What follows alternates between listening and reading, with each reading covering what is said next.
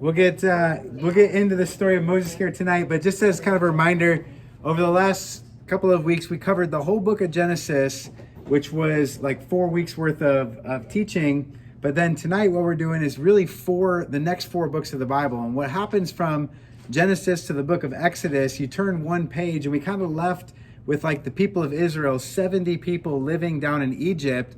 And when you turn that page from Genesis over to Exodus, you actually fast forward over 400 years. And so the book of Genesis really covers like thousands of years of human history. And then you turn the page from Genesis to Exodus, you go another 400 years. And then Exodus, Leviticus, Numbers, and Deuteronomy, the next four books of the Bible, all cover about 120 years, the life and story of Moses.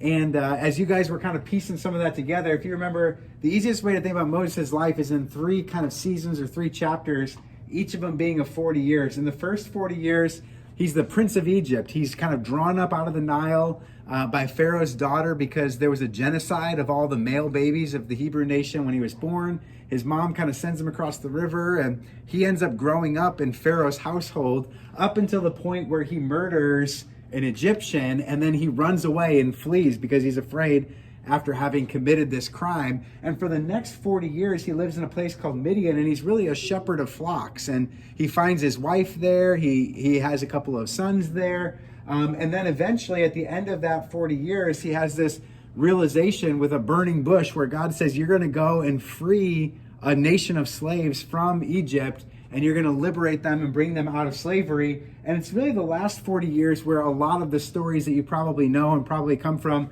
the burning bush on is really ages 80 to 120. That's where he goes back to Pharaoh, and there are the 10 plagues on Egypt. That's kind of the, let my people go type message.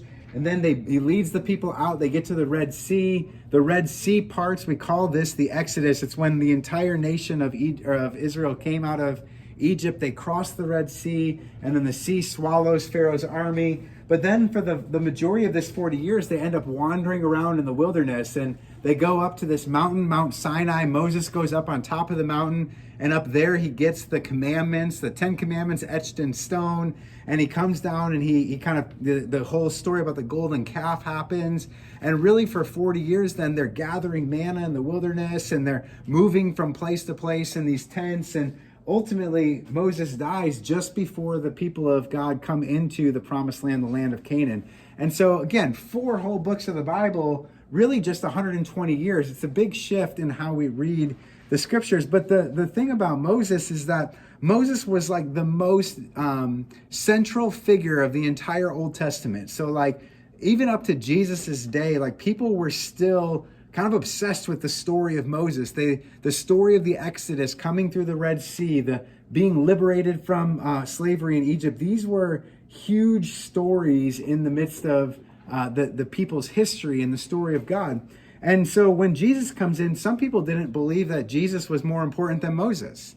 They thought that, well, Jesus seems to be kind of working against some of the stuff that Moses said, so which one is right? In fact, if you guys know Jewish people today still kind of follow the ways of Moses. They still kind of hold to the old story of Moses, and they think kind of the story of Jesus is, a nice story. He was a good teacher, maybe even a prophet, but Moses is the main guy.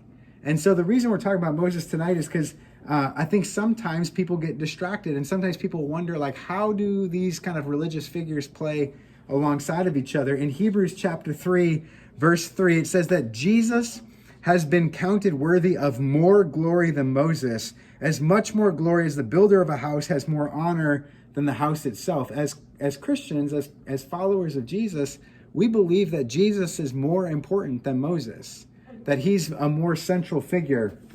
And so have you ever like, you've seen, I'm sure, movie previews?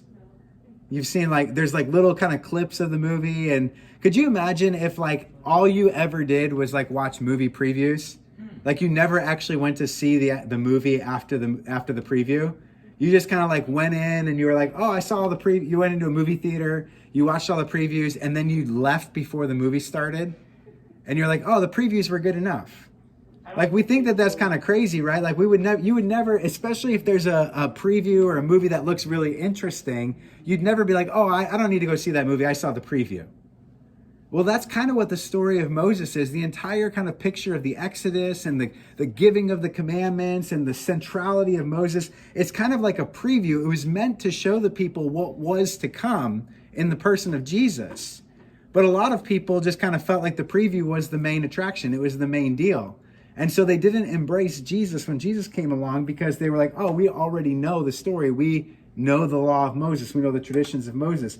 How about this? Have you ever introduced someone so that you could introduce them to somebody else? Like, you ever been the wingman for somebody?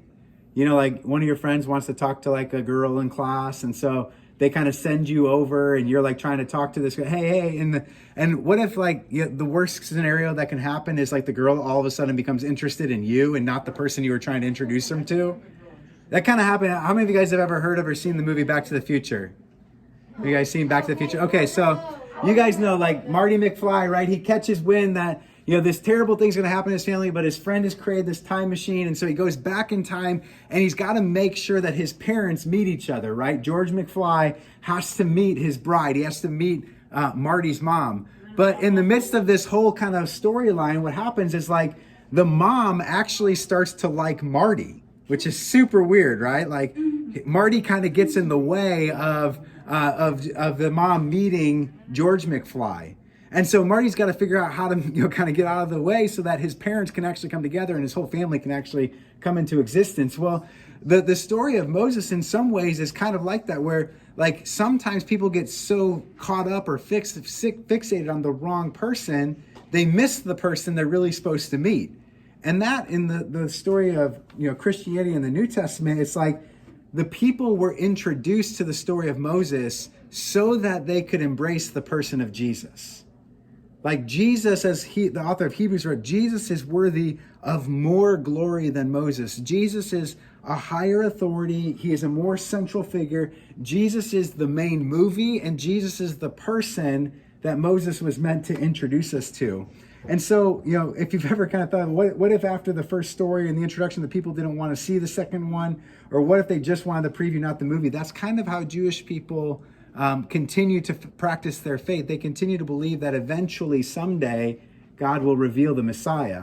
And they've missed the main movie, or they've missed the main person in Jesus. And so what we're going to talk about here as we kind of break back into groups is, like, there are a lot of religious figures. There are a lot of religious leaders, and maybe you know some of them, maybe you don't.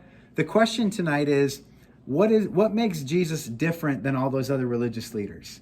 What makes Jesus different from Moses? What makes Jesus different from Muhammad? What makes Jesus different from Buddha? What makes Jesus different from the Dalai Lama? What makes Jesus different from any other kind of religious leader that you can think of?